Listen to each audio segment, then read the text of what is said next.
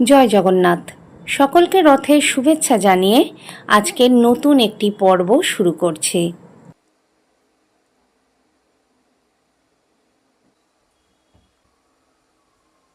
প্রথমেই দুধ গঙ্গাজল দিয়ে জগন্নাথ দেব, সুভদ্রা দেবী আর বলভদ্রকে স্নান করিয়ে নিলাম।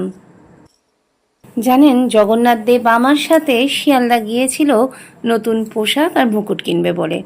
তারপর আমার মার বাড়ি থেকে ঘুরে বাড়ি আসে। বাংলা তথা ভারতের সংস্কৃতি চর্চা করতে বরাবরই আমার ভালো লাগে।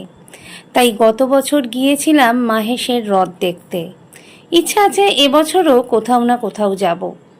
সেই মাহেশ থেকেই জগন্নাথ দেব, বলরাম, সুভদ্রা দেবীকে আমার বাড়িতে নিয়ে এসেছিলাম। সেই থেকে ওনারা এমনিই ছিলেন।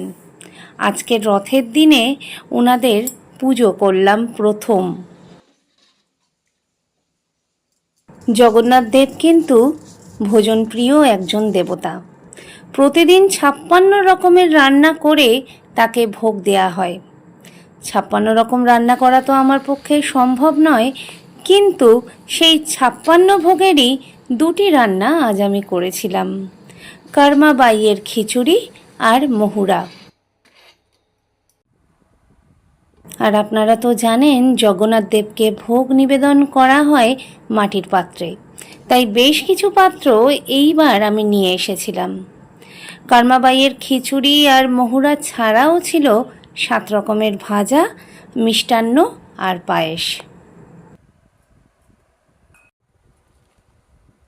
খাজা থেকে গজা, জিলিপি সমস্ত কিছুই ছিল জগন্নাথ দেবের জন্য।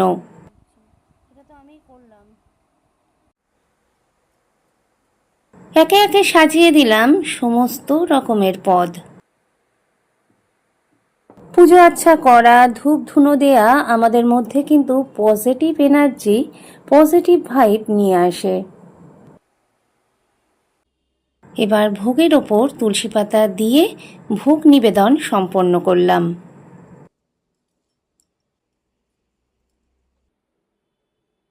আর পুজো মানেই দীপ জ্বেলে দেয়া, ধূপের সুগন্ধ, ধুনোর গন্ধ, কর্পূর দিয়ে আরতি করা, শঙ্খধ্বনি, উলুধ্বনি দিয়ে আমরা আহ্বান জানাই আমাদের ঘরে। আজ এইটুকুই।